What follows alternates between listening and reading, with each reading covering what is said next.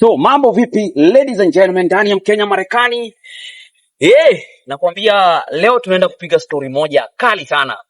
Wengi mmesikia mambo ya Ngemi hapa Amerika. Founder leo ako hapa. Na huyu founder pia ni jeshi. Mambo ni mengi. Niaje gari. Poa sana. Fresh barida. Imekuwa fiti manze meet na kianga tu Kenya Marekani. Yes. Alafu naona jobs zako huko online uko fiti, umepiga pandua. Naona God amekubless, umekuwa fiti manze. Wewe ni Morio mwenye tunasoma naye tukikuja huku US. Hawa ndo watu tunasoma nao. Morio roho safi, roho fiti sana. So Ngemi ilifanyika, mambo ikachemka ikaenda vile ilienda, but huyu anaitwa Skio. Wacha tujue where do you come from, your names actually. Skio, unajua watu nimesikia wakisema Skio nasikia wanasema ni maskio, sijaelewa vipo, but you're here to tell us. So tuambie story yako. Kitu ya kwanza niseme majina yangu ya kitambulisho ni Yeto Kenyanjui. Yeto Kenyanjui ndio majina yangu ya kitambulisho. Lakini when I was growing, I was short by nature. So watoto wakaanza kunitanga Skio kwa sababu sasa huyu anaitwa Geto. Unajua Geto ni kikubwa, lakini sasa Skio sasa ni kadogo. Sasa ikakuwa sasa ni Skio, na hiyo jina Skio ikakuwa like ile Kiroma.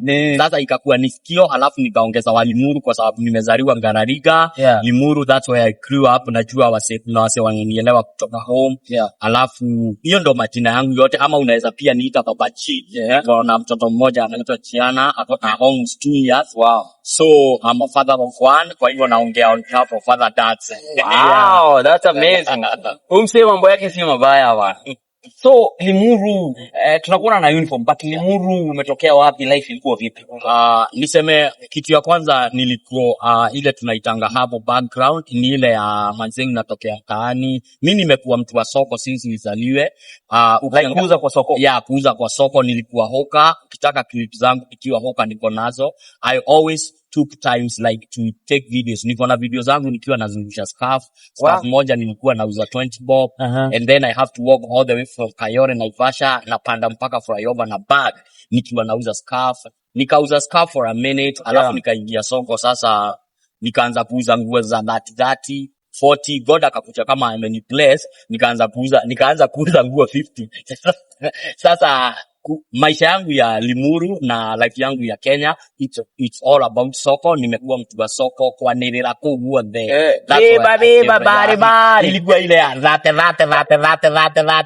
Ukiona kabidi ile rate, uona skati ile rate, uona kijana ile rate. I was doing it and I was sauti ni ya hoka yenyewe.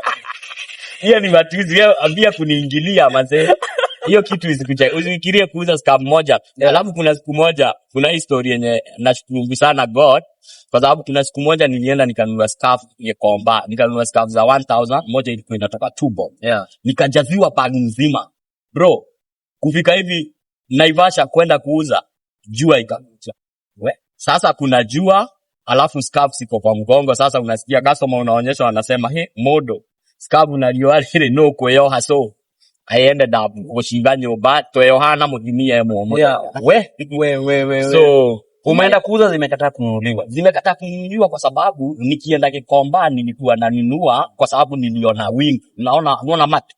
Nimeona wingu, naona ndego leo niko ifaka. So hapa inabidi ninunue scarf kwa sababu by next week utanyesha nikuwe ready.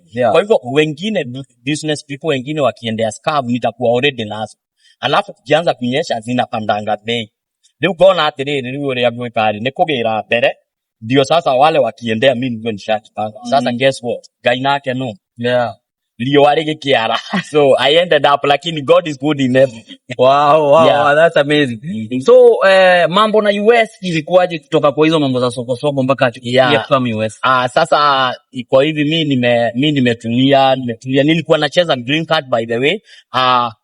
Mimi nilicheza green card for 7 years. Nikacheza green. The 8th year, that's when nilibahatika kupata green card. Lottery ndio nilicheza tukashinda. Mimi pamoja na familia yangu. So nilikuwa nacheza kila mwaka. And then when I won green card, nikakuwa nashangaa sana kwa sababu ya process ya green card inakuwa ngumu sana kama una dogo, kwa sababu it's very expensive. Na Ni free until ushinde. Ni free until ushinde. Ukishinda ndo unajuaga we adoha ni hedaga best. So when I wanna cut the story short, nikaanza kufikiria nitatoa wapi both finances na kila kitu. Unfortunately, kuna mtu mmoja siku zote nitamliga, my first boss. Anaitwa Kenyanjui ama Howard ako huku area. Ako huku Siano still. Huyo ndo nilipigia simu wakati ya Skio.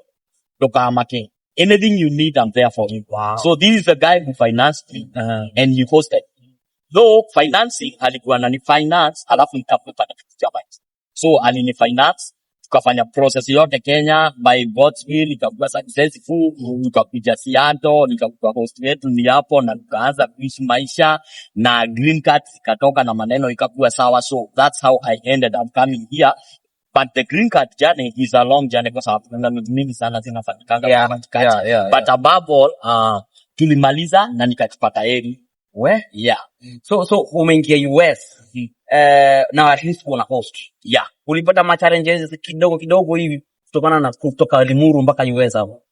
Sasa nilikuwa na challenges mingi tu. Sasa mimi ni mtu mwenye amezoea soko, mtu wa 30 nimezoea kutoka mtaani, naenda hapo chini town napatana na mamorio wangu, alafu sasa tena hapa nimepata ile kitu naona kwa parking lot tu ni magari, alafu host ananiambia mazee huku ukitaka kwenda duka lazima utumie gari, sio bwana jua drive by that time. So nilipata challenges mingi za kuadapt hapa kwa sababu mimi ni mtu mwenye alikuwa amezoea kujitafutia maisha yake. Sasa nakuja hapa naona kila kitu ni process. Gari lazima uanze shule. Unajua Kenya gari unaweza fundishwa na kawaida leo, alafu kesho uende kwa barabara kama ungeficha. So hapa everything in the process is a process. So tukakuja na venye tulifikanga sasa ikakuwa sasa ni kuanzia kuzoea, na kuzoea yangu ya kwanza niliingia kwa health sector. Kaja kwa health sector nikafanya kazi kama certified nurse assistant, hiyo ni CNA. Pathology.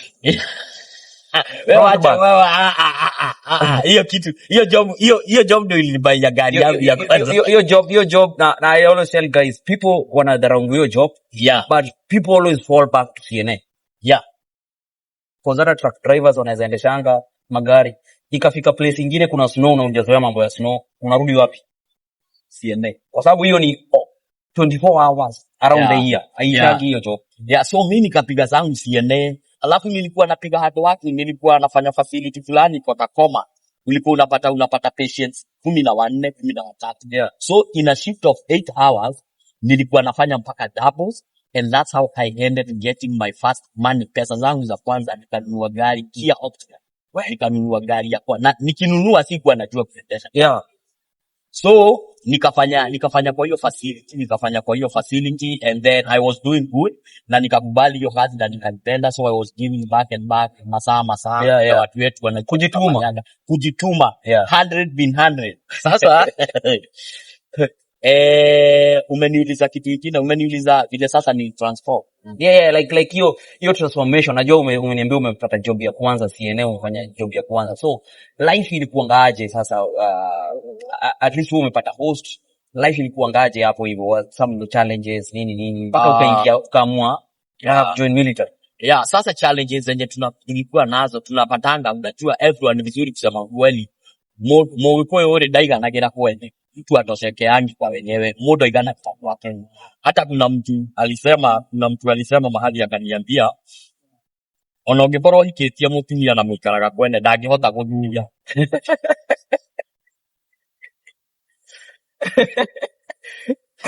Hiyo unajua sasa hiyo singetumia Kiswahili kwa sababu wale watu wenye wameoa wanajua life ya family, wanawake wanakuwa na mambo mingi sana. I have a very good woman, my wife Caroline, but hata na hana shida yote, but mimi najuanga nilikuwa nikikuro nilijua hivyo mutumia iganagira kwa timodorome, mutumia iganagira kwa kenda iganagira kwene ona munge kuheki.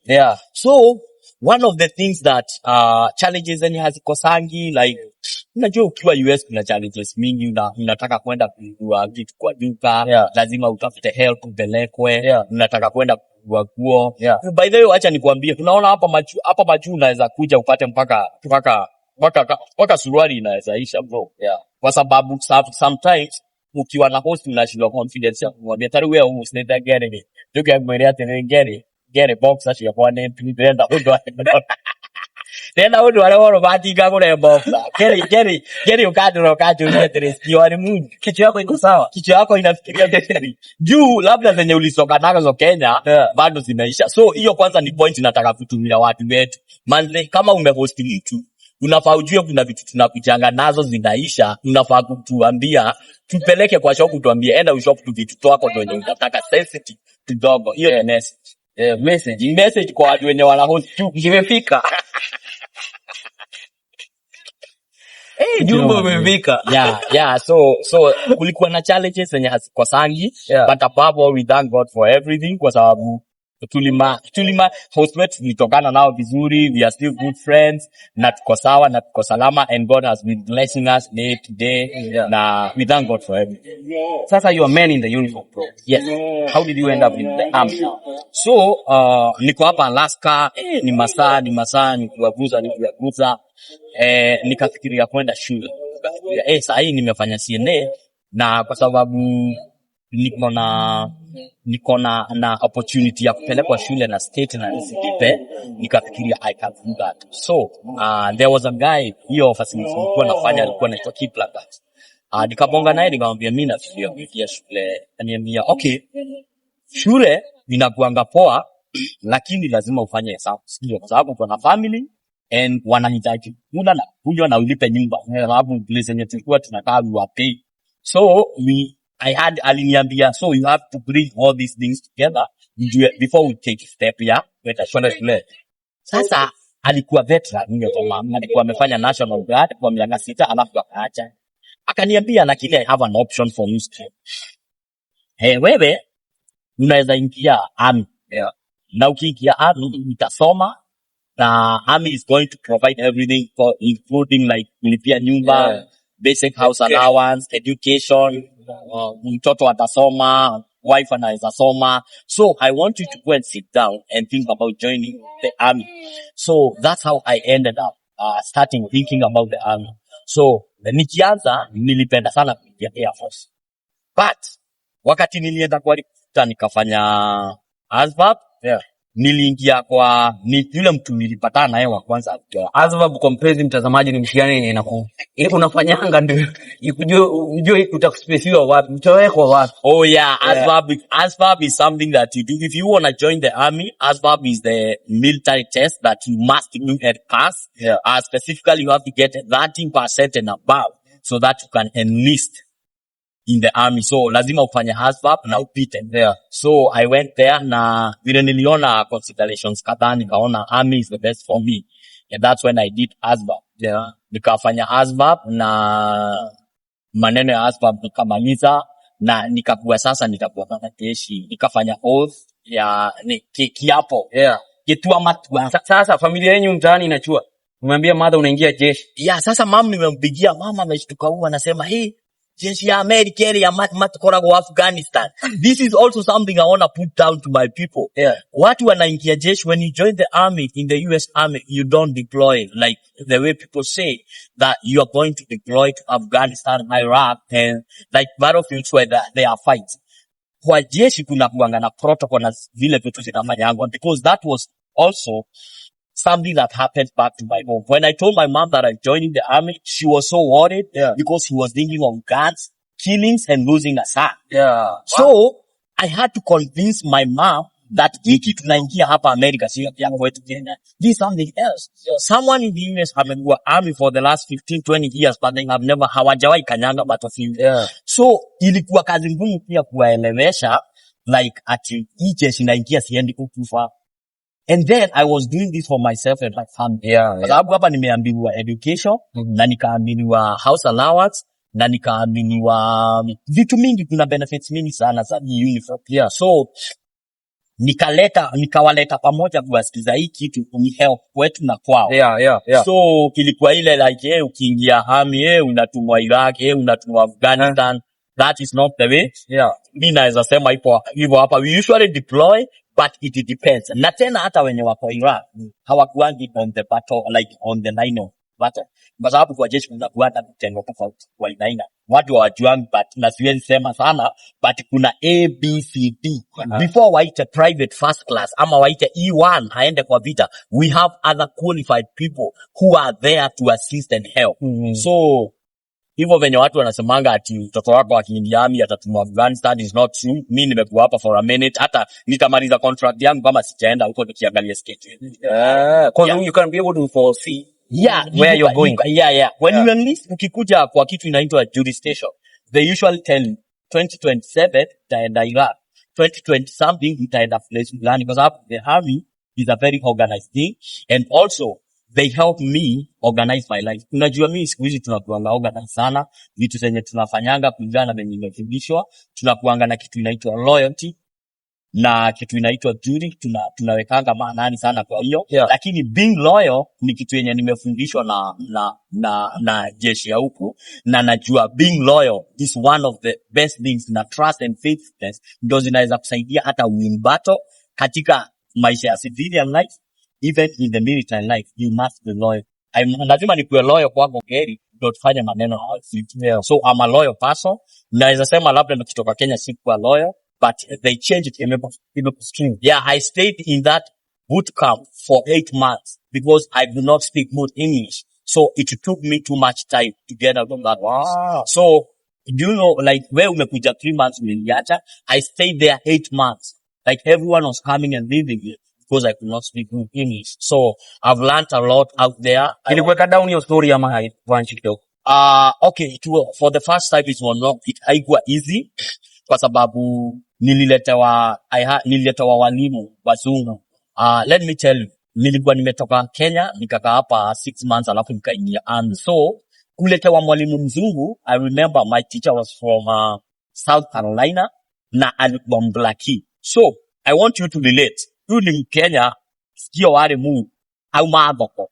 Ndirendagia kuo that na 2020 na 1010. Ile kizungu mingi nishawaisikia ilikuwa kwa movie ya Arnold Schwarzenegger.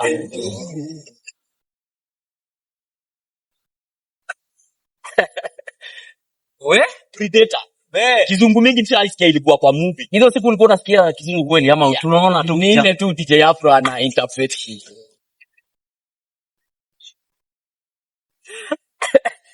Bro, unajua cheka yako inafanya nisikie mpaka bro. Ile tu. Mpenzi mtazamaji, kuja karibu. Afro Cinema continues. So ile kizungu nimezoea ni ya movie alafu ilikuwa interpreted. Sasa nimekuja nafaa kutrain na watoto ambao wamezaliwa US. So it's not easy. Unajua mzungu unasikia venye naongea Kiswahili so fluent. Mzungu akiongea kizungu anaongea gaito. So he don't care kama umetoka South Africa ama umetoka Sierra Leone ama anasimu unajua. Utasikia mzungu amesema kwa unajua tulikuwa tunaambiwa unasikia stand up. Unajua hiyo stand up venye wanasemanga unaacha peke yako ukiwa umegeta. Wewe Gary unasikia stand up, everyone in the hall 500 people wamesimama, unaketi unasikia who are you? Kuna ile kasi wanatumianga watu wanajua, wanasema who do you think you are, why are you sitting? So you have to do push-ups to pay for that. So I went through I'll not call it hard because we don't have hard living in the army. We don't believe in hardships. We believe in coming out with a solution of it. Lazima ukuje na safi. So nilikuwa hiyo shule nikafundishwa, alafu nikafundishwa mpaka the last time nikapita mtihani nilikuwa nafaa kupita, na nikasoma vitu mingi sana. Sasa ni wazungu left and right, hakukuwa na Mkenya mwingine hapo. Ikakuwa ni wazungu mpaka nikapandisha. So I came out as another person, na hata venye nilikuja kwangu kwa wife aliona nimechange kwa sababu now this is another person. Sio Mkenya sana, nimetulia, discipline nayo, siwezi kula kama natembea, huwezi ona kama niweka mikono kwa mfuko, siwezi kujibu back and forth. So vikakuwa vitu mingi sana nimefundishwa, nikifanya naogopa. Ukiniambia kitu yenye nilifundishwa kwa jeshi, nikienda kufanya kwako ama hata civilian nasikia uoga. Naona kama the captain of the... Si lazima hata kuwe na uniform. No. Anytime. You have to be disciplined. Anytime. Any amazing. Any amazing. I think, unaweza encourage wase waingie hapa? Mimi naweza sema kitu ya kwanza, kama wewe ni msemo mwenye umetoka home na uko na paperwork. Like hiyo ni kusema uko na green card, kwa sababu one of the things that they need ukiingia jeshi hapa ni uwe na green card. So kama uko na green card, mimi naweza kuencourage. Why? kwa sababu this is a direct job. Ukiwa na green card hawataki kujua kama unajua Kisumu. Na hata kama hujui Wainaina wanakupeleka shule usome. It's another opportunity of learning how to speak. Like me venye nifundishe. So wewe uko hapa US una struggle unazunguka left and right na uko na green card, make sure umeingia hii uniform kwa sababu the contract is usually 4 years. Hiyo miaka 4 ikiisha kama hutafanya makosa ya kufukuzwa, unaweza toka uendelee na maisha yako ya kawaida. Lakini kutatoka kama veteran. Unfortunately, na hiyo ina heshima yake pia. Na pia uko na heshima yako kwa sababu kuna benefits pia uta access ukiwa kwa military. Ulikuwa kwa military previously usi access kwa sababu usha So mimi naweza encourage specifically hao watoto wadogo wenye wanamaliza high school nyugu wanaanza kukimbilia kazi za health. Hizi vitu kama kazi ya health, kama unataka kuwa doctor, the only way yenye utasoma hiyo doctorate umalize bila kusinguka ni kwa jeshi, kwa sababu hata ukiingia reserve ama national guard watakupatia hizo vitu. The moment you stop serving them, ndio sasa watakata hizo benefits na sio zote. So my encouragement watu wetu wa moshi yenyewe mwehoko kama mwingie jeshi. Nimeambia watu right now I have a number like almost 8 people that I have encouraged to join the US Army, the US Air Force and the Navy SEALs. So because we are all there, all of us are military. So nikipata na msemo mwenye akona hiyo naitwa aje, akona hiyo passion, huwa namguide na vya training, ninakuangalia na guide mpaka at the head natoka training kwa sababu kuna kama wawili na goja watunge training in 2 months. So mimi sikuangi ile roho ya kushika uniform sio yetu, wetu ni Kenya. Lakini sasa mimi sasa nikitaka kwenda Kenya one way. Sasa siwezi kwa sababu lazima nipewe. Yako uko job but sasa niko job. Alafu sasa ukiwa umevaa hii uniform unakuanga Muamerika, like you are American. Siwezi tumia, si nikitoka hapa lazima nipate ruhusa ya kwenda Kenya na nijulikane kwa. Nikienda Kenya siendi kama Kenya, naenda kama mwanajeshi. So there is everything that surrounds everything. Like huwezi sema ati mimi sasa niko US Army ati ukitaka kwenda Kenya unaenda Kenya sasa kutoka vita. Nitumwa hapo tukaende tukaweke peace. Siwezi kataa. Kubwa atakuja aseme Skio Limuru John Kinyanjui stand up. Yes sir, we are going to Kenya, we have to fit 1 and 2 and 3. I cannot siwezi sema mamangu wako huko. I'll just put on the uniform na nienda nikatekeleze kazi. Wow, that's amazing. So bro, umeparticipate kwa kitu moja imeshoka America. Inaitwa Kemishia Ruraya. Yes. Umekuja hapa 1 year and how many months? Niko 1 year, like now it's 5 months. 1 year. Ukakuja na strategy na event ambayo ilitetemesha America yote, and we had like the one of the senior people ameingia hapa hivi. What was the thought behind it? How ilianzaje? Kwaje? Watu sasa hiyo ndio story mzao nataka kusikia sasa. For me hizi story rahisi sana, si noma ama nini, but wase wenye wananielewa fiti mimi ndio Skio Limuru pale TikTok. Na nilikuwa kwa job. I remember that day ilikuwa March 3. Ilikuwa March 3 na ilikuwa kitu 9. Nilikuwa tu nimefanya PT, nikaweka uniform yangu, nikaenda nikaketi kwa gari, nilikuwa napiga breakfast.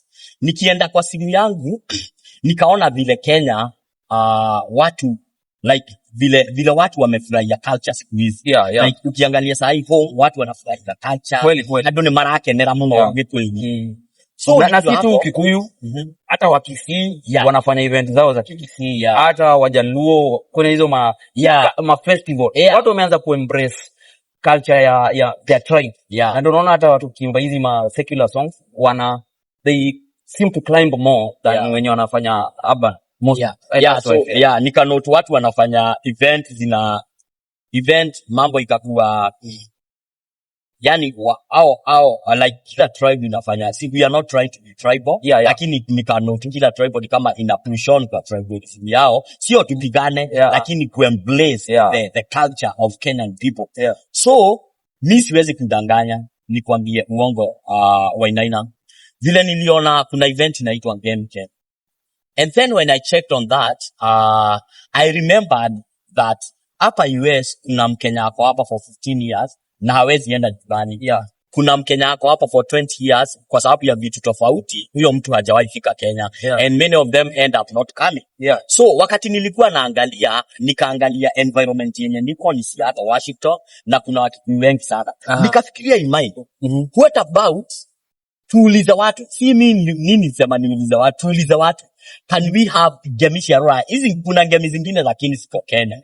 Na sitaki watu wa misunderstand ama wa misquote ama wakose kuelewa. Nataka ujue nikifikiria about Ngemi Ruraya, I was not doing it ndio nikopi watu ama nifanye vile watu wengine wanafanya. I was doing it from the love of my culture. Todo, since I was young, ana nikuonyesha picha zangu, I was a Mushongwa guy, I was singing Mushongwa since high school. So nikaona, hii kitu, hebu tuulize watu kama hapa tunaweza kuwa na Ngemi Ruraya. Si unasikia zinaitwa Ruraya.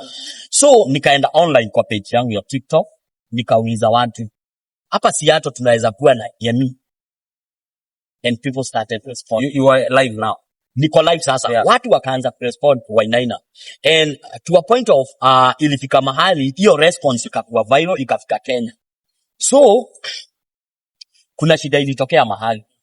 Na I want to take this I want to answer this question kwa sababu many of the people have been asking many questions about it. Kwa sababu kuna watu walinipigia simu Kenya wakaniambia Ngemi ni brother yao. Na hao watu vile walinipigia simu, mimi nilikuwa nishasema because it's something I said by the way, and then it became big. So vile walinipigia simu in a way like wamekasirika. Sasa wametoa namba yako. Sijui, I don't know who shared. I think a person shared kwa sababu vile nili announce kama tunaweza kuwa na Ngemi Ruraya, ilienda viral so much. Nikikuonyesha hiyo video, I still have the video. Ilienda viral. So people started sharing that we are preparing for Ngemi Ruraya. So I think this is the thing that reached them. Venye walifikiwa wakiwa home, walini-approach. Hawakuni-approach in a polite way. Walikuja wakaniambia hiyo ni plan nyingine na miss Juman plan by the way. I don't know anything about that. So siwezi danganya. I was just talking to my people na wakani-approach wakaniambia hiyo event change. Nothing of change. Mimi vile waliniambia ni change. Kitu ya kwanza nikakumbuka nilikuja America. Sitakuwa natoka hapa America naenda event Kenya. Kitu ya pili nikakumbuka nimezaa mtoto mwenye nataka ajue culture yangu kama Mkikuyu. Sitakuwa namchukua kila wiki ama each month na mpeleka Kenya akaona events na Wakikuyu anafanya. And me sikuzaliwa like nikiwa si mimi. So nikafikiria how can I create something here in the US yenye hata watoto wenye wamezaliwa hapa wanaweza jua we have this culture. Instead of kwenda kukugu wanaenda kusema Kenya kulikuwa hivi, we can create something in the US kwa sababu we have so many.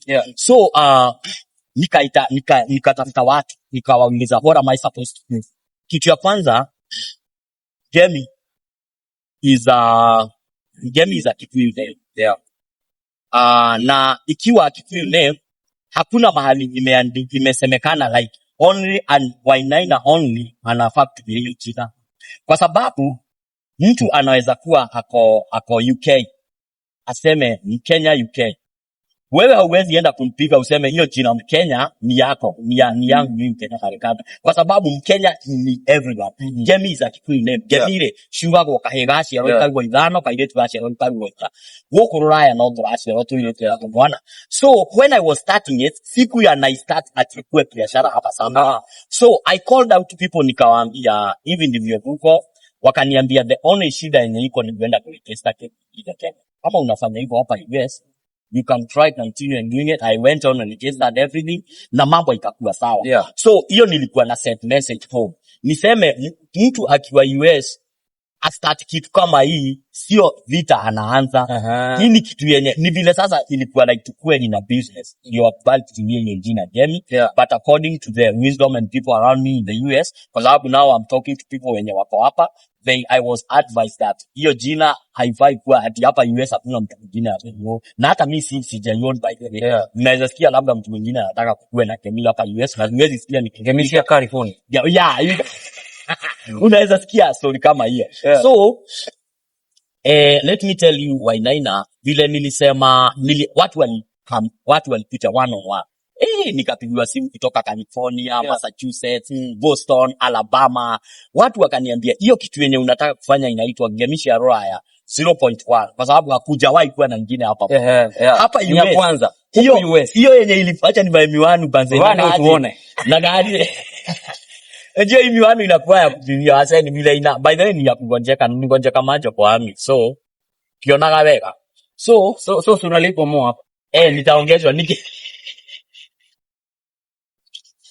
hii ni ugonjwa hii usione, unajua sikuendelea ugonjwa. Na unaona vile inakuwa imeundwa. Unaona hizi? Ati GPS bro. Ati hata ukikimbia hizi yanguka ni GPS. Sikiza nikishoe bwana. Tulia. Sawa. So watu wakanipigia masimu hii kitu itakuaje. So what I did in my page and TikTok, nilianza kuchukua namba za watu. Nikachukua namba za watu wengi. So nikianza nilikuwa nafikiria Ngemi itakuwa ya siasa peke yake. Lakini I got feedback from other states zote. Wakaanza kukuja sasa, wanataka tunataka kukuja sasa tukue kwa hiyo event. Panga. I took 750 contacts from my TikTok. Na wote wakaniambia, so ile kitu tutafanya, nikafikiria nikatengeneza group ya WhatsApp. Na vile nilitengeneza group ya WhatsApp ikajaa. Sasa pale nilikuwa na already people wameketi wako willing. Wananiuliza Skio ticket tukajia kugurari. Skio wa Limuru. Huyu kijana nimetukalisha sana. So this is what happened. My first date ya Ngemi ilikuwa June 7. June 7 ndio tulikuwa tumepanga tutafanya kitu. So what did we do? We secured a space hall in Kent na tukasecure vitu mingi na wasanii tulikuwa tunafaa kuleta, tukasecure na mambo ikawa sawa. Lakini on your own wakati kwa June 7. Yeah. Before June 7 nilikuwa na committee ya 15 people wenye walinisaidia sana, bless them so much. Tukakuja pamoja wakasema kila kitu tutatoa, lakini wewe Ngemi ikiisha utaisha. So like they are putting a capital. A capital. Walisaidia, walikuwa nani help, they helped me. So mimi Ngemi ya kwanza ilikuwa June. So do you know what happened? Simu ikatoka kwa kazi na deployment. So nilikuwa niende deployment ya 21 days. So my comeback date ilikuwa supposed kuwa June 18. Na Ngemi ni ya nini? 7. CEO ni nani? Ni mwenye tumekaa naye. Akiwa na GPS. Unajua wewe acha matanao hiki. Kitu ni bamba, unaendelea kunibamba. GPS. Hii ni kitu yenye nakitafuta naweza patikana pale niko. Unajua unacheza na gababa na ujui. So mimi vile niliona ni deployment, nikaongea na watu wangu kwa message, nikamwambia sasa mnajuaje? Sisi tukiwaambiwa tunaenda south na tusemengi left. Ikisema ni left, ni hivyo left. Nayo. Mpaka usikie mkuu amesema right. Hata kama left ni shimo iko hapo, you just go there uaguke. Utaokolewa. Watakulipa. We Gary udoria wikite ri ni uri iceru ni muno. Tari ure uyu ni horo wake.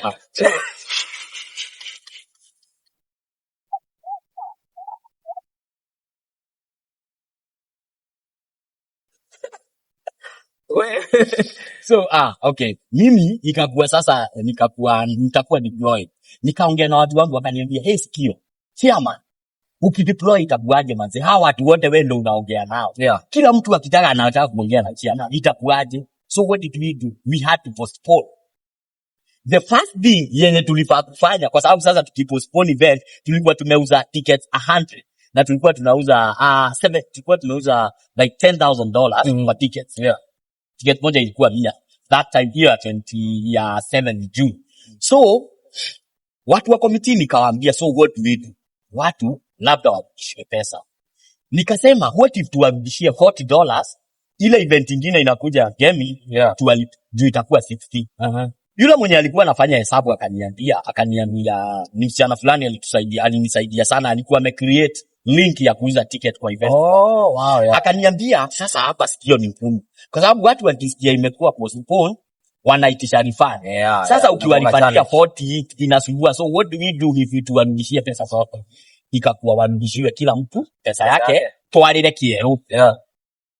So in the midst of all these things, mambo ikabadilika kwa sababu tulikuwa kitu ya kwanza tulifanya na numbers, tukaona zile numbers zenye tuko nazo ni kama hazitatoshea kwa hall. So ile hall tumetafuta inaweza kuwa dogo, alafu nikaenda hapo hakuna parking, so kukakuwa na inconvenience hapo. Tukaona ile vitu yenye haiwezi, hii hall inaweza tumess, kwa sababu hii event naona itakuja watu wengi sana. Nilikuwa na dream watu watakuja na watakuja, so nikaona what are we supposed to do. So we started thinking of the good way to execute the Ngemi Ruraya first edition in a group. Kutoka hapo tumerudishia watu pesa. Kuna mtu nilikuwa nafaa kuongea na yeye, kuna jamaa nilikuwa nafaa kuongea na yeye, si mimi nilikuwa, alikuwa Kenya by that time. Na wakati alikuwa akanipigia simu akaniambia, nasikia wewe ndio unapanga kitu inaitwa Ngemi huko, na mimi ndio nafanyanga event, so I need to be involved kwa hiyo story. Mimi nikasema nikaanza kwenda kwa watu nikiwauliza, can I involve someone kwa hii story vile nimepanga. Nikaenda kwa committee, the committee actually broke up, walikataa. Akaniambia no, hii yetu tulifanya hii sasa. Skio, wewe ndio chairman, wewe ndio umeanza hii kitu, wacha vile unaambiwa usifa. Mimi nikasema, na nikakuwa niko sasa kabidi nikatae, na nikasema ni sawa, tutakaa hivyo venye tuko, tutatumia hiyo hall na hiyo mabeda. But nilikuwa na disadvantage ya kujua the numbers wa high, na hall ilikuwa kidogo, na parking hakuna.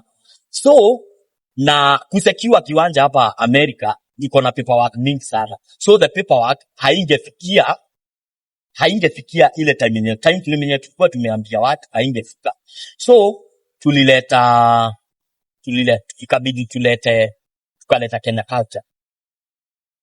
Kenya Culture, na Kenya Culture ni brand imekuwa ikifanya event hapa. Ikabidi tumlete kwa sababu alikuwa anapita provide na vitu kadhaa.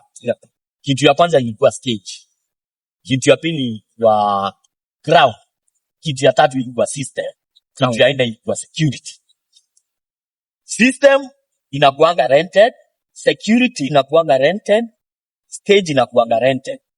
The only thing yenye ilitushika hapa sana bro ni kiwanja, kwa sababu sasa watu wamekuwa wengi, watu wameannounce wanakuja, and now the space we have is small, so we had to accommodate another party to help us with the fit.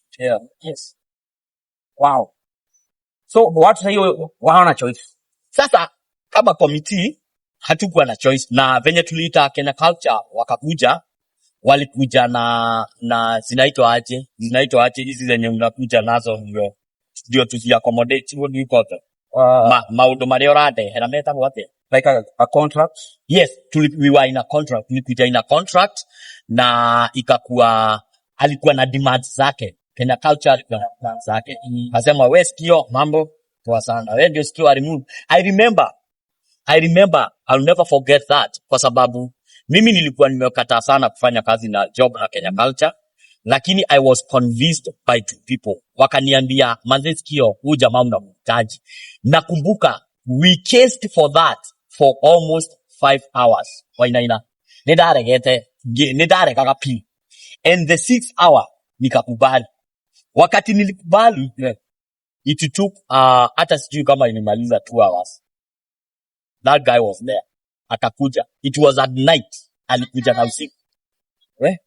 alikuja na usiku, na akakuja place yenye tulikuwa tumemeet.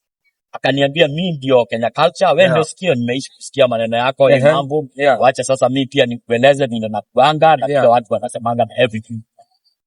So tukaingia in a contract na tukasainiana, na so mimi kama Skio walimu, Correct. nili accommodate Kenya Culture kwa kitu yenye iko ready. Nili accommodate Kenya Culture kwa watu wenye wako ready kununua ticket. Nakumbuka, I'll never forget, nakumbuka Samido nikituendea kwa airport, alinichekelea sana Samido, akaniambia, Skio, nasikia uradha idhira, anitumia kitu akasema, uradha idhira ndo tigidi wa Ngemi Ruraya hakuiolele, because let me tell you Kerry, bro ungenipata kwa live zangu, Nilikuwa ticket.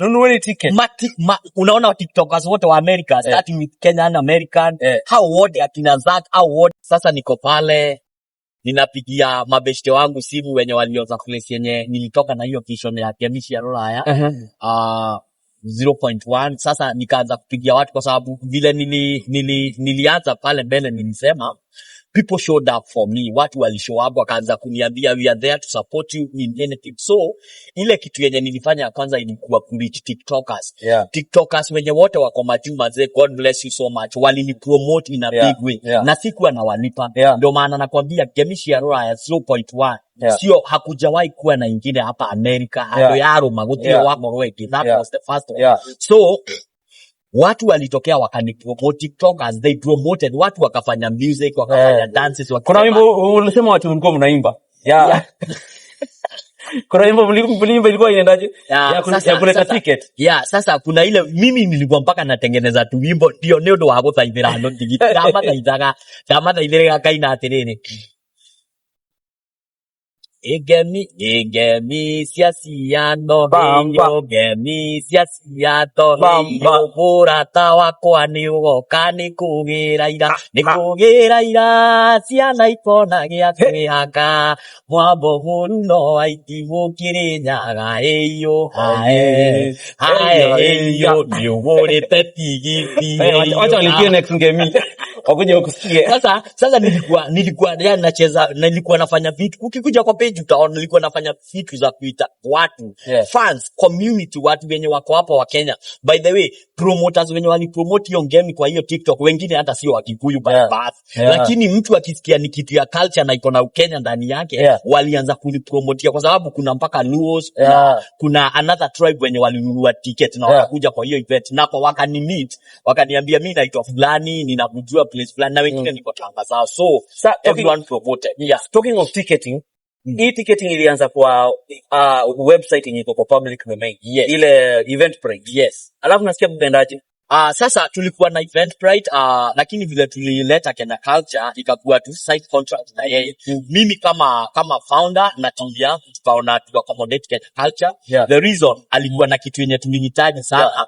And ile kitu yenye tulihitaji sana kwa Kenya Culture ilikuwa kiwanja, ground. Kwa sababu Ngemi ya Ruraya hatungefanyia kwa hall kwa sababu the hall was small. So akakuja akasema, mko na Eventbrite. Je, Skio, unajua Eventbrite hamwezi toa anything kwa hiyo account mpaka event ishe the next day, ndio unaweza toa anything kwa hiyo account.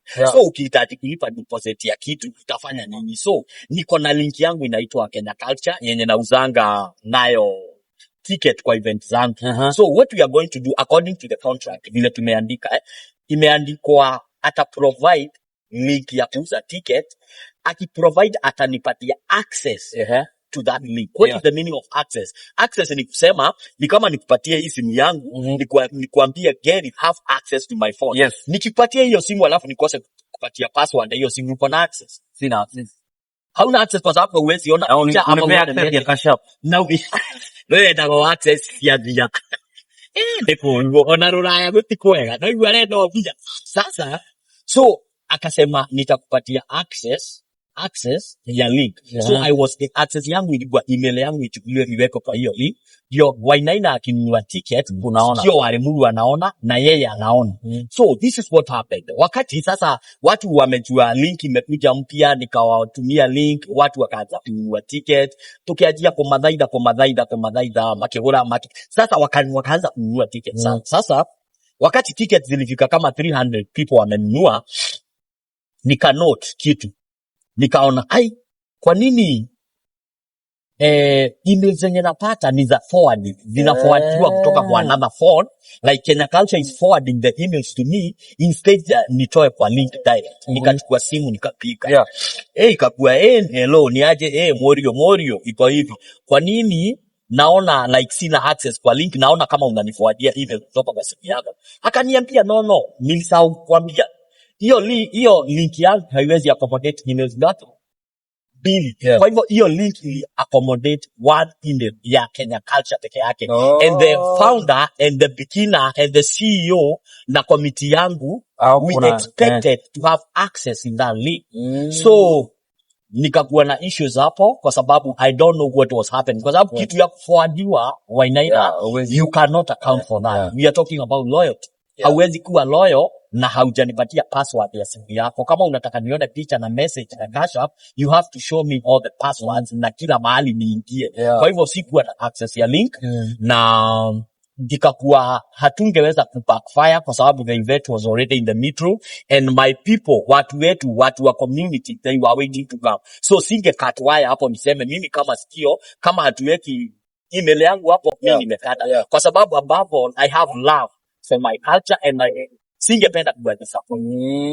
Na hata hii yenye unasikia nikisema hapa kwa interview, sisemi hivi ati ndio ijulikane like nilibiwa, tulikuwa nini ama tulitokea pesa, ilikuwa shida ni pesa na everything, but nataka ku send a message kwa juniors wenye wanakuja majuu, kwa sababu wakipata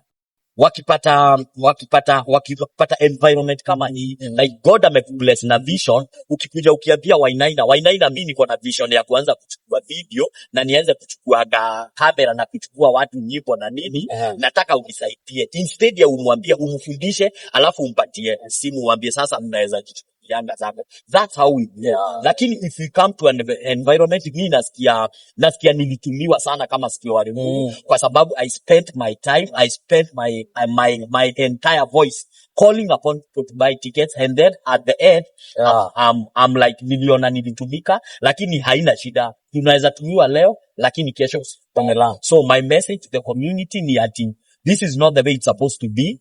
We are going to have another Ngemi Ruraya 2.0 na igakorwo nene gukira oguo, and we love it. So nikuulize, watu wanasema ticketing watu waliingia wengi sana bila kulipa.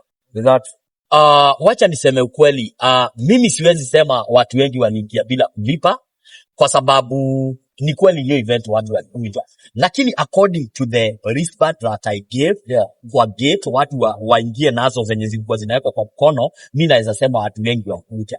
Na nikifanya calculations zangu na hesabu zangu, naona pia hata kwa hiyo milango maneno haikugua pia, kwa sababu the way I didn't have I want to say three things.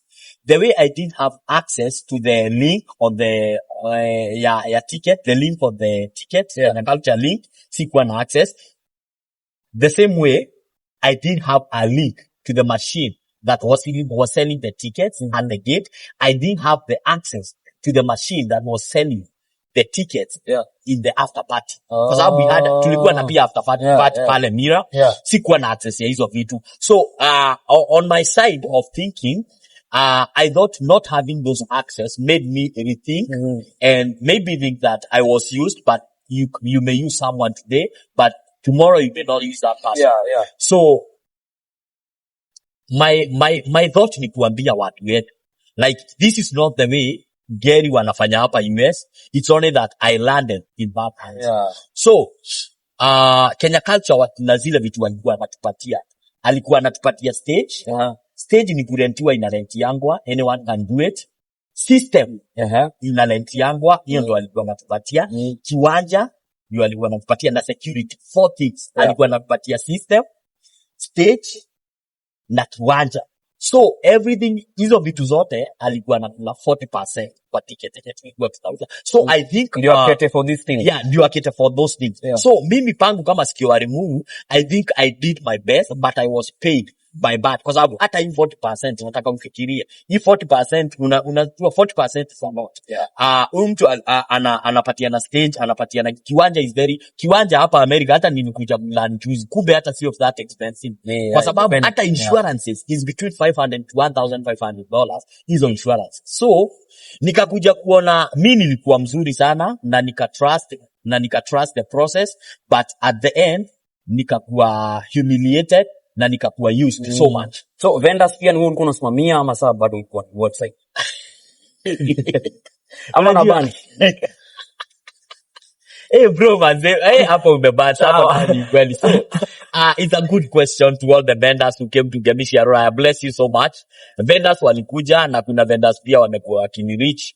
Vendors na sponsors, God bless you. They really came. So in my contract na Kenya culture, vendors wakikuja tulikuwa tupata 60-40, 60%, 40%, kama vile tulikuwa tunapata tickets. Lakini there is something that happened.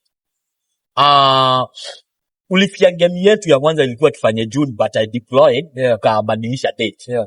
So mimi nikasema ile Ngemi ya kwanza ya 7 nilikuwa na vendors wachache. Na wakati nilikuja for contract tukasema the vendors I had I'll keep them. Naye Ngasha alikuwa na vendors wake, sijui ni wangapi hapo niambia, lakini alikuwa our keep. So the contract ilikuwa imesema vendors wote wenye wanakuja since tuandikania agreement tulikuwa tu share 60-40. So this what happened. Siku ya Ngemi, kama watu waliniona, I was up and down, nilikuwa mkubwa amefika, Skio ndio anaenda kukulia. Nani amefika ndio huyo Skio Skio ndio alikuwa kila kitu. Karibu niende kuosha choo huko. Nilikuwa everywhere. So, na nilikuwa everywhere to make everything good. Hata kuna watu wenye wamekuwa kiniuliza, Skio wewe hatukukuona ukiwa umesimama place yenye ticket ilikuwa inauziwa, tuliona mtu mwingine. Nikawaambia kwa sababu my purpose of doing Ngemi ya Ruraya tayari haikuwa kuja kugadi ticket. Nilikuwa nataka kuona the experience of our people. Wakiwa wamekuja wameshona manguo za Ngemi, wamekuja na watoto wao, everyone was looking so beautiful. That was my heart. Hii kitu ingine imekuja baadaye kuona na au nenda hapo tatu. So sikiza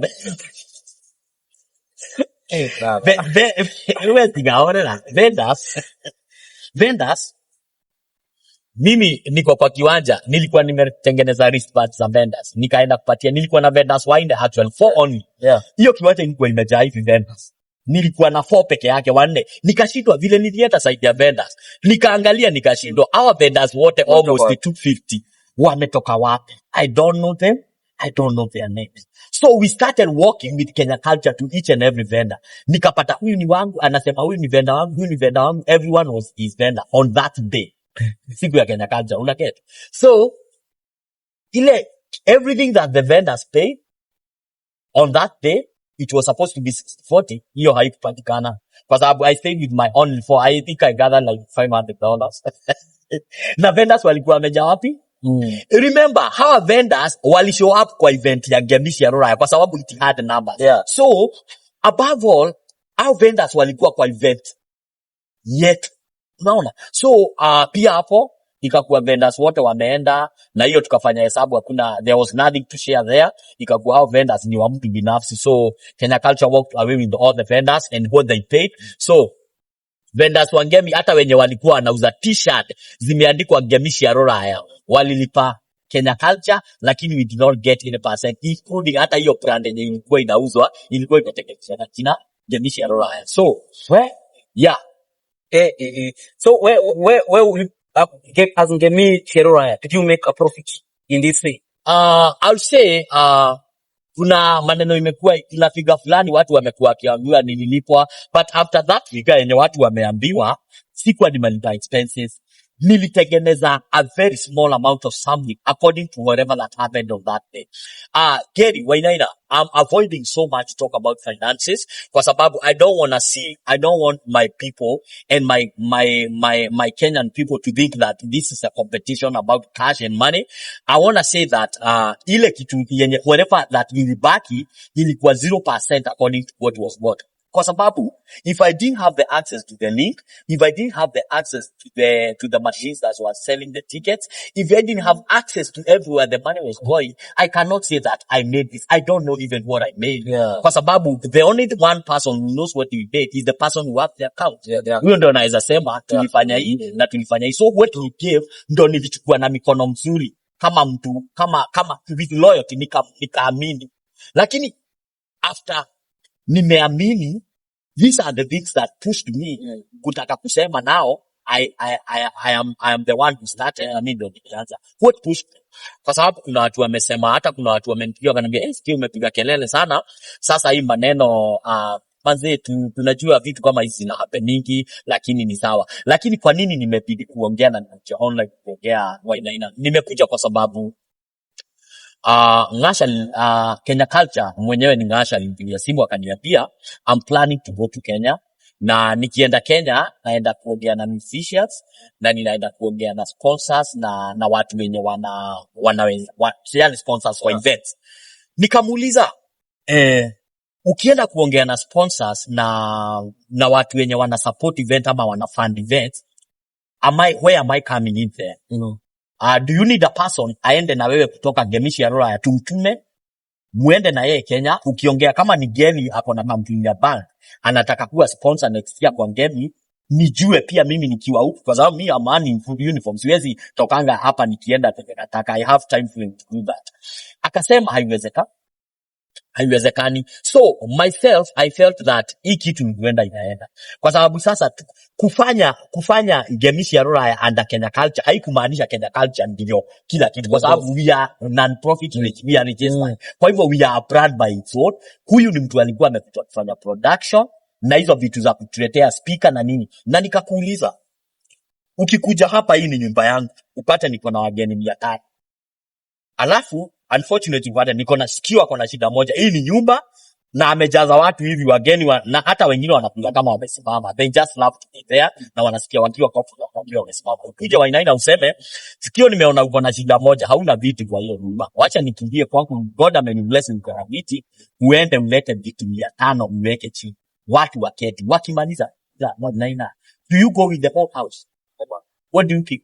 Yes, unachukua viti zako unaenda. Lakini sasa ukiamua sasa kuona everything yenye ulipata kwa hiyo nyumba, bibi mwenye ulipata huko, watoto wenye ndio unakongea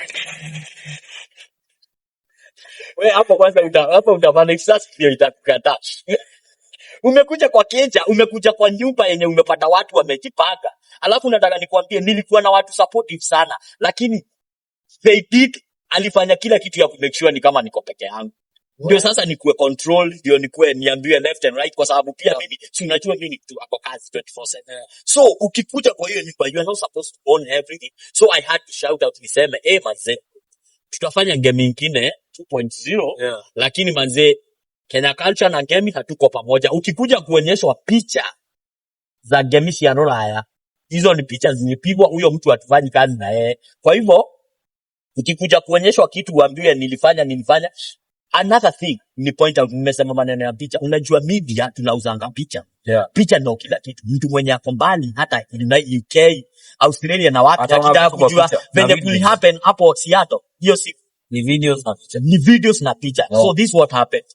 Nilikuwa na plan bro. Hata ukiniona manze, unajua na kaanga saa zingine kama sina plan wangi. So nilikuwa na plan. So look, mimi nikasema tunafaa kuhaya mtu wa kupiga picha ndio tutengeneze mapage zetu na tuweze kuuza event yetu. So Kenya Culture came in and said, you guys are not supposed to hire anybody. Hakuna haja ya kuhaya mtu wa picha, lakini the guy in that field alikuwa na watu kama 3 wa kupiga picha. So hizo picha zote zilikuwa zienda wapi? Picha zenye tulipata hata zimefika 20. So hapo ndo niliamka geso huko tayari toro dangono tete. Ndokeria kwireti ndadi. Uliamka kama ni saa 7. Kula lunch peke. Guserero thigotera. So bila niliamka nikajua aya, huyu jamaa ndio maana alikuwa ananizuia kupiga picha. Kumbe ananizuia event yenye tumeorganize, anatuzuia kupiga picha, yeye apige peke yake. Unaget? So ndio maana hizo picha sasa zikaanza blur kwa page yake Instagram na everywhere. Unaona? Sasa ikakuwa yeye anataka kuenda kuuza hiyo agenda, aseme nafanyanga hivi na hivi. About Sato kukaisha. Sunday kuna event inaitwa Kenya Culture. Hiyo sitaki kuiongelea kwa sababu it's not me, it's another person's event, but I want to talk about niseme the same stage, the same system, the same place, lakini who never showed up. Hebu niulize, kwa hiyo kiwanja kulikuwa na tent, kulikuwa na viti na kulikuwa na meza. Ngemi ya Ruraya ni sisi tulilipia hizo vitu na Kenya Culture walizitumia Sunday for free. Mimi ndio hiyo pesa nililipa. Alafu unajua noya modo tare kathori. Unajua sasa mtu akisema, ukisikia mtu anasema ati hao watu walikuja kwenye niko bila kitu, hiyo inanipain sana kwa sababu unajua tulikuwa na kitu. Kitu ya kwanza tulikuwa na watu. That's one. Watu ndio event itenahe mana speaker tikendo hatari ando niyo event ona ukioka wige speaker cia 800 hau gwage gukando hiyo tipe. That's not an event. So nidarihire hema ya uthiria bia nyingi almost $7,000 hema ite indo icio ciothe generator nini nabia yetu ndiye tikiti wake, so I paid for that for everything. Ile kitu yenye siku ilipia ni speaker na stage na kiwanja na security, lakini everything else we pay. Lakini the next day Kenya Culture alitumia is the same things for free. Unaona? So ukisikia hawakuwa tulikuwa na kitu kwa sababu ticket zetu zenye ziliuzwa, watu wetu wenye walinunua ticket ya kuja hiyo event ndio walinipanga, ndio tukaweza kulipa hizi vitu vingine hapo from. Yes. Wow. So tutoke mambo ya pesa kidogo because tunaongea hiyo pressure inapanda juu. Yeah. Rigi G, nani aliminvite? Rigi G. Okay. So Rigi G amesikia kuna event inaitwa Ngemi ya Ruraya. Ngemi ya Ruraya, he was very interested. Akajua hiyo event nafani kucha.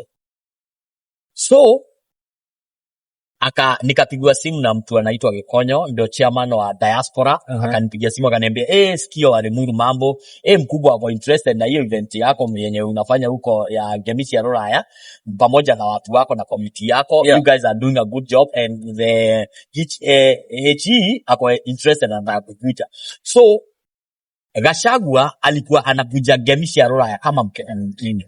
Na I wanna put this in light kwa sababu kuna pia nimepata information kuna watu wamesema politicized.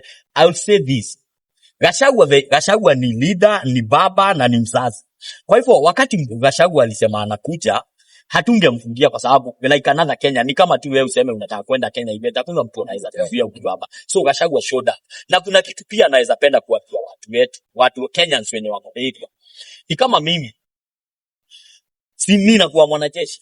Ukiniita kwako na kuna wageni na labda tulikuwa tumepita graduation, ukiniambia nijitambulishe, sitaacha kanya yangu. Utasikia nimesema naitwa Geto Kenya Dio ama Skio wa Limuru na nimetoka Limuru, jikaragasiato, joke by werari. Koragwo tekojeshi. So I have to say that.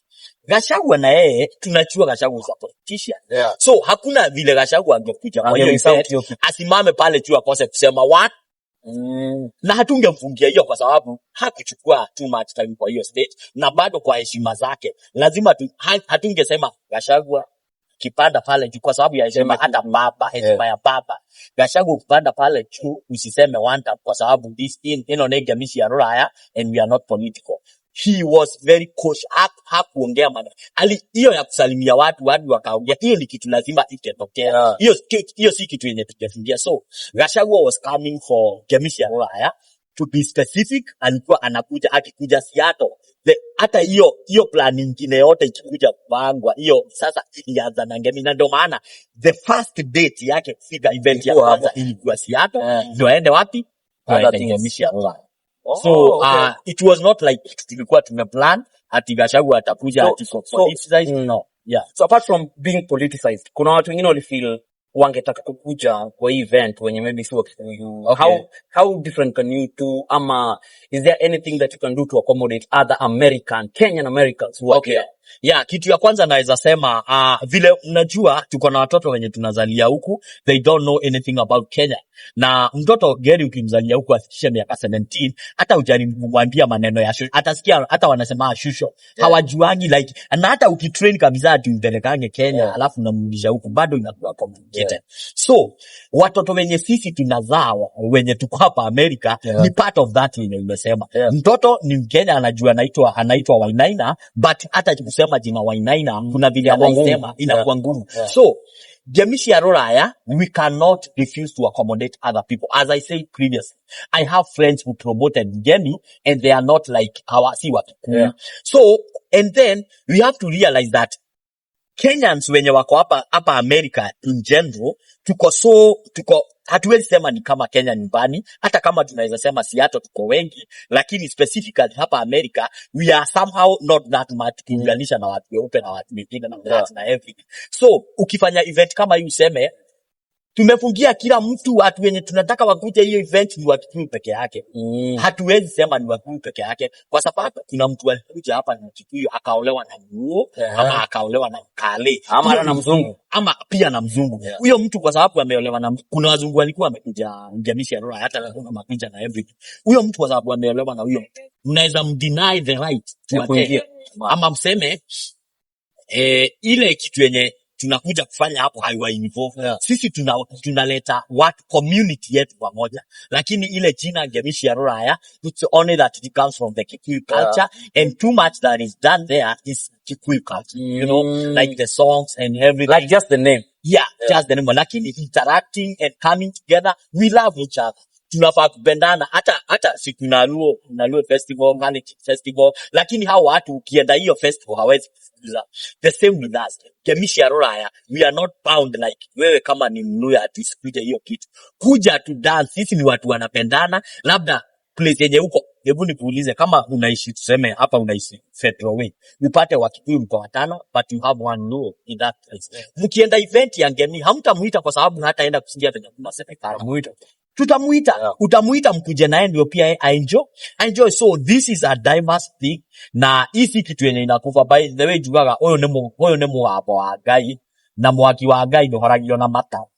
Nona mata ati mwaki wa Ngai agwatetio ati ukahora ndongihora na mata tondu wa riri Ngai atigarage Ngai above all na guthuke kana kwagire God remains God. So my future ni kuleta watoto wenye wamezaliwa huku Amerika, tuwalete pamoja, wanaweza jua kudance hizo nyimbo zetu za culture, wanajua hizo mambo, at least mtoto akikuwa anajua na kuna event inakuanga ya culture ya kwetu kwenye nimezaliwa, mimi naweza penda kujua what happens and what goes on. So and then we are bringing the community together na niliamini community inataka kukuja pamoja according to the way people showed up. People never disappointed, people showed up. It's only that the leadership and everything do ilikuwa complicated. So what is the one thing that probably let's start with the challenges ya kupanga Ngemi briefly. Alafu now what is the things that you will do different next time? One of the challenges that I had is getting space, kwa sababu that's the only thing I have. I thank God right now I have people who have been training me and have shown me how vile nafaa kufanya ndio nipate space ama kiwanja, kwa sababu wakati niliambia mtu naweza penda kuwa na kiwanja, niliambiwa insurance zinakuwa $2 million. So nikashindwa milioni gerere guy ukasongesha nika nirajive bro GPS hizi unatumia 24. Hizi kwanza zinaona mbali sana, unajua mnasikia warimuni naona mpaka mbali. Ukipanga Ngemi huko na sasa koka tupige so cheki unaona sasa nilikuwa nimeambiwa kupata hizo paperwork ni ngumu, sijui kumbe nilikuja kujua pia huku kwenye nafanyanga kazi tuko na access ya vitu kama hizo kwanza for free. Kwa sababu I'm a veteran na pia mimi ni service person alafu I'm active duty. Kwa hivyo nikakuja kujua kumbe hizi ni vitu pia mimi ningefanya kujitafutia, lakini si kuonyeshwa direction poa. Kwa hivyo Gary, mtu akikuja kutafutia akwambie nataka direction, unafaa umuonyeshe direction halafu uachane na yeye. Lakini usitake kukula mpaka hiyo yenye umemuonyesha pia unataka kukula ambaki bila. So nikapa bro, umemonoliziwa mara mingi. Manze, jo mimi zipile nimemonoliziwa basic training, nikakuja basic training kile lakini sasa hii nimemea mpaka mbue.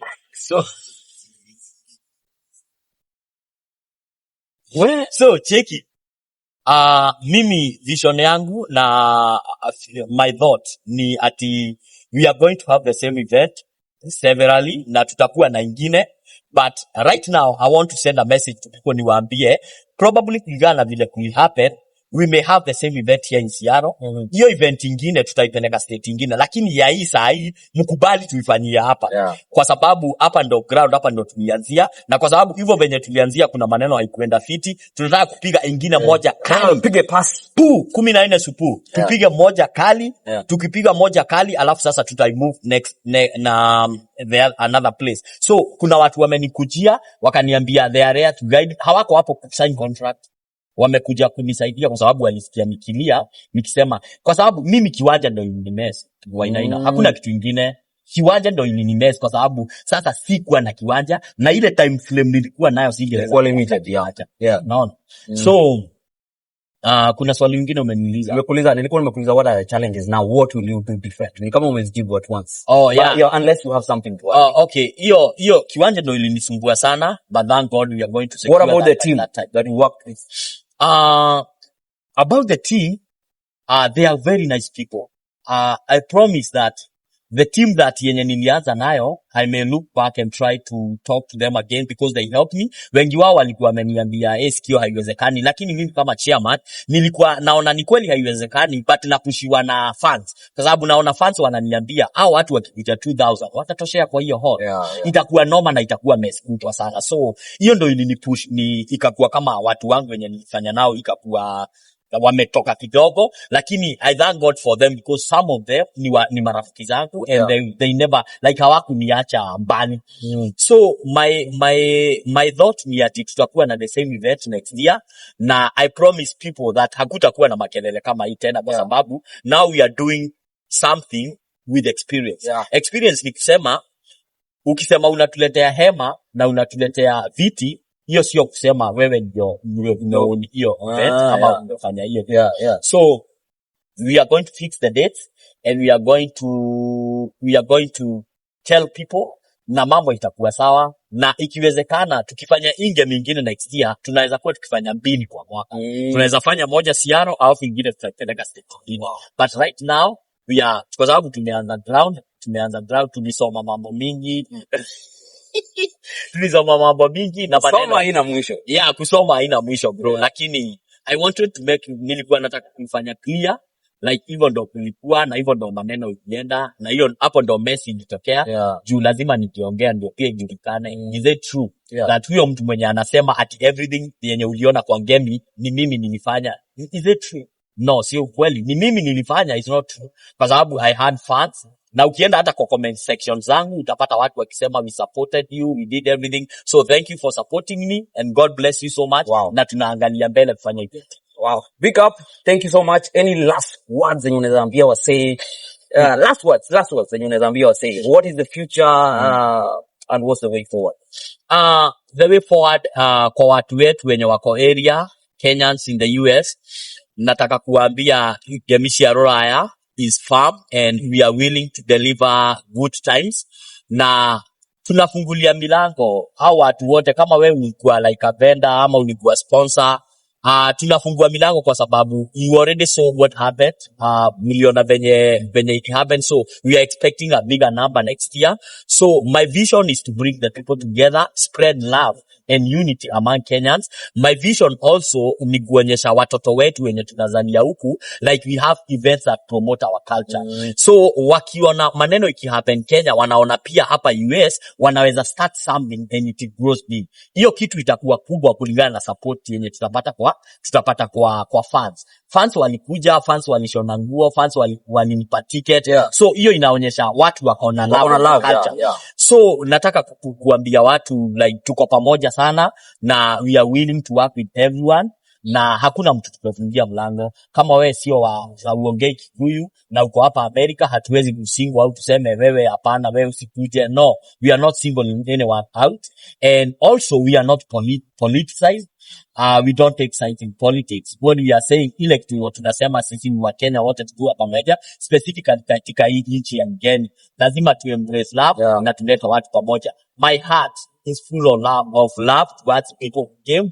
I still love them so much. Na najua watu wenye walikuja na wenye nilitoana nao kutoka TikTok, najua hao watu wamekojea, hata wananiuliza tunarudia lini. To all my TikTokers, everybody who supported me in the media, God bless you so much. Mulifanya a wonderful job mazee, na wa appreciate na warank sana. Shikilieni tu hapo venye mko. Next year tunafanya event ingine and God bless you so much. Kuna watu wengine walikuja hiyo event wenye walinibless sana. Pia nikasema shukrani sana pia kwa HE kwa hivyo venye alikuja. Nilisikia nikiwa blessed kwa sababu hado haria dhuri na dita kawoma. So the presence of that man in that event showed I'm blessed. So mi nikaona mko blessed na God kuna vitu zingine kubwa zikapita. Lakini I cannot work alone. I have to work with people, and I have to work for trust wenye wako na loyalty kama vile loyal kwa watu wengine.